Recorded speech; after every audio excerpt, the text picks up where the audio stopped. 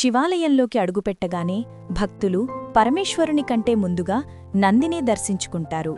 కొందరు నంది రెండు కొమ్ముల మధ్య నుంచి పరమేశ్వరుణ్ణి దర్శిస్తే, మరికొందరు నందీశ్వరుని చెవిలో తమ అభీష్టాలని చెప్పుకుంటారు. నంది పరమేశ్వరునికి ద్వారపాలకుడు కాబట్టి ఆయనకంత ప్రాముఖ్యత. అసలు నందికి ఎందుకంతటి విశిష్టత? పరమేశ్వరునికి నందికి ఉన్న అవినాభావ సంబంధం ఏమిటి? ఈ వివరాలు ఈ వీడియోలో తెలుసుకుందాం. పూర్వం శిలాద్రుడనే ఋషి ఉండేవారు. ఎంత జ్ఞానాన్ని సాధించినా, ఎంతటి గౌరవాన్ని సంపాదించినా ఆయనకు సంతానం లేకపోవడం లోటుగా ఉండేది. శిలాదుడు తనకు సంతానభాగ్యం కలిగించమని కోరుతూ పరమశివుని కోసం తపస్సు చేశాడు. ఎన్నో వేల సంవత్సరాలు గడిచిపోయాయి. కాని శిలాదుని తపస్సు ఆగలేదు. చివరకు ఒంటి నిండా చెదలు పట్టినా శిలాదుని నిష్ఠ తగ్గలేదు. చివరకు పరమశివుడు శిలాదుని తపస్సుకు మెచ్చి అతని ఎదుట ప్రత్యక్షమయ్యాడు. పరమశివుణ్ణి చూసిన భక్తి పారవస్యంతో శిలాదుడు తనకు అయోనిజుడైన కుమారుడిని కలగజేయమని కోరుకున్నాడు. అతని భక్తికి పరవశించిన పరమేశ్వరుడు తథాస్తు అంటూ వరాన్ని అనుగ్రహించాడు.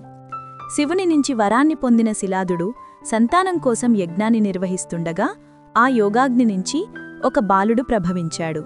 శిలాదుడు సంతోషంతో ఆ బాలుడికి నంది అని పేరు పెట్టి అల్లారుముద్దుగా పెంచుకోసాగాడు. నంది అంటే సంతోషాన్ని కలిగించేవాడు. యోగాగ్ని నుంచి జన్మించిన నంది జననం ఎంత గొప్పదో అతని మీద కూడా అంత అసాధారణంగా ఉండేది. చిన్నతనంలోనే సకల వేదాలను ఔపోసన పట్టేశాడు.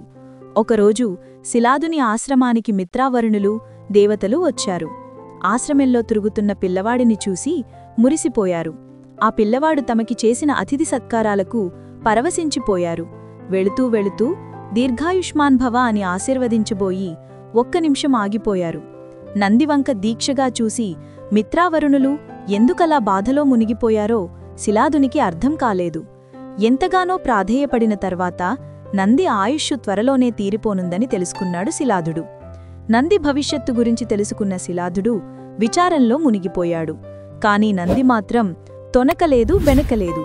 శివుని అనుగ్రహంతో పుట్టినవాణ్ణి కాబట్టి దీనికి మార్గం కూడా ఆయనే చూపిస్తాడు అంటూ శివుని కోసం తపస్సు చేయడం మొదలుపెట్టాడు నంది.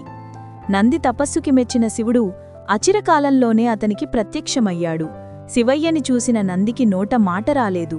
ఆయన పాదాల చెంత ఉండే అదృష్టం లభిస్తే ఎంత బాగుండో కదా అనుకున్నాడు.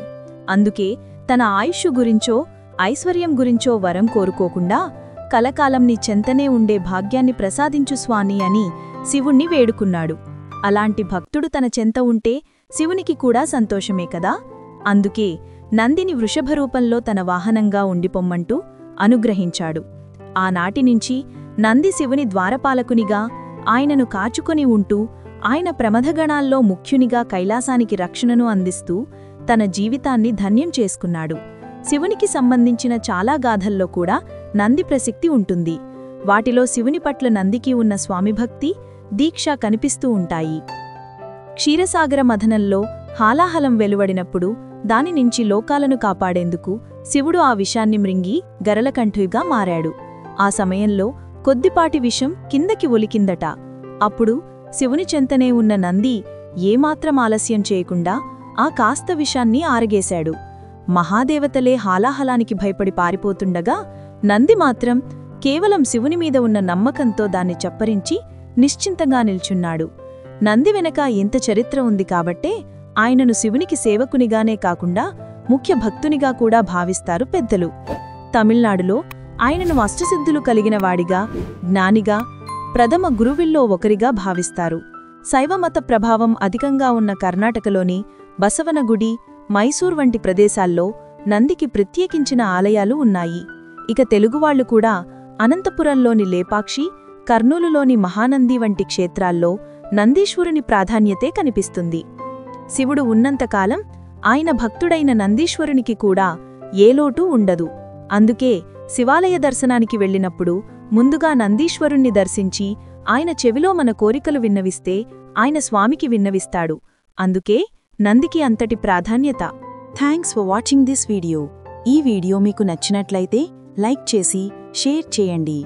మరెన్నో వీడియోస్ కోసము మా ఛానల్ని సబ్స్క్రైబ్ చేసుకోండి.